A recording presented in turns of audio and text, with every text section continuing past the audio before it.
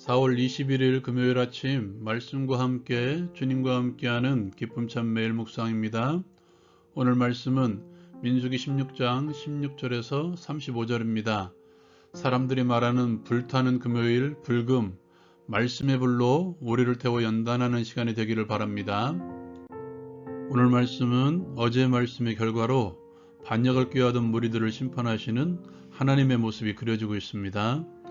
모세의 말대로 고라와 함께한 250명은 향로에 불을 담고 향을 구이 얹어 모세와 아론과 함께 회막문에 섭니다. 고라는 이 일을 기회로 삼아 온 회중을 모아놓고 두 사람을 대적하려고 합니다. 그때 하나님의 영광이 온 회중에게 나타나십니다. 임재하신 하나님께서는 온 회중을 순식간에 멸하려고 하십니다. 모세는 한 사람의 범죄로 회중을 치료하십니까 하며 이스라엘 백성들을 위하여 하나님께 기도합니다. 하나님께서는 모세의 기도를 들으시고 회중에게 고란과 다단과 아비람의 장막에서 떠나라고 하십니다. 모세는 하나님의 말씀을 듣고 다단과 아비람에게 갑니다. 그들을 장로들이 묵묵히 따르고 있습니다. 그리고 회중에게 말합니다. 이 악인들의 장막에서 떠나고 그들의 모든 것에 손을 대지 말라고 말씀합니다. 무리는 그 말을 듣고 그들의 장막에서 떠납니다. 모세는 다단과 아비람에게 너희와 너희에게 속한 모든 사람과 속한 모든 소유물을 땅이 입을 열어 삼킴으로써 이 일이 하나님을 멸시한 것임을 알 것이라고 선언합니다. 그 말을 마치자마자 땅이 입을 열어 그들과 함께 그들의 모든 소유를 삼키고 향로를 들고 있던 250명은 하나님으로부터 나온 불로 불살라집니다. 하나님께서 모세를 통하여 반역하는 무리에게 향로를 들게 하신 것은 향로는 제사장들만이 들고 성소에 들어갈 수 있기 때문입니다. 향로에 불을 담아 향을 불사름으로써 그 향을 하나님께 올려드리는 것이죠. 오직 제사장만이 들고 성소에 들어갈 수 있기 때문에 이를 통해 누가 하나님께서 선택하신 제사장인가를 증거할 수 있습니다. 두 번째로 하나님께서는 왜 온 회중을 심판하시려고 했을까요? 어제 말씀부터 살펴보면 고라 일당들의 반역에 회중은 어떠한 반응도 보이지 않았다는 것을 눈여겨봐야 될 것입니다.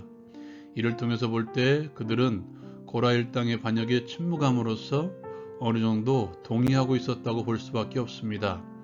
불의에 침묵하는 것은 결국 암묵적으로 인정하고 동의하는 것입니다.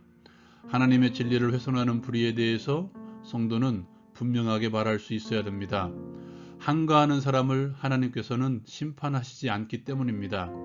하나님께서는 그러한 그들에게 장막에서 떠나게 하심으로써 마지막 기회를 주신 것입니다. 오늘 말씀을 통해서 함께 얻기를 바라는 지혜는 먼저 하나님께서 인정하시는 소수가 되라는 것입니다.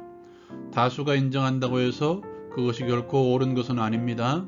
또한 그것이 상식적인 판단에 의해서 옳은 것으로 보일지라도 그것이 좋은 선택이 아닐 수도 있음을 기억하십시오. 성도는 항상 좋은 편을 선택해야 됩니다. 그 예로 골리앗 앞에서의 다윗과 예수님의 발에 향유를 부은 여인입니다. 누가 보더라도 질 수밖에 없는 싸움이었습니다. 상식적인 판단이라면 다윗은 골리앗 앞에 서는 것이 아니라 심부름만 하고 아버지께 돌아가는 것이 옳은 판단이었습니다. 향유를 부은 여인도 향유를 팔아 가난한 자들에게 나눠주는 것이 옳은 판단이었습니다. 그러나 하나님께서는 다윗을 향유를 부은 여인을 인정해 주었습니다.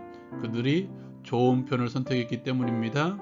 하나님을 선택하고 예수님을 선택했기 때문입니다. 좋은 편이란 상식적이지 않을지라도 예수님을 선택하는 것, 하나님을 선택하는 것입니다. 그리고 그 선택에 맞춰 묵묵히 순종합니다. 모세를 따랐던 장로들처럼 말입니다. 하나님께서 인정해 주시는 좋은 편이 어느 것인지 성령과 성경의 눈으로 바라보고 판단하며 실행하는 자들이 됩시다. 두 번째로 내려가고 올라가는 것을 잘 해야 됩니다. 모세를 누르고 올라가려고 했던 고라 일당은 땅 밑으로 내려갔습니다. 올라가려고 하면 하나님께서는 내려가게 하십니다. 우리는 하나님 앞에서 그리고 함께 공동체된 지체들 앞에서 한없이 내려가는 삶, 겸손의 삶을 살아야 합니다.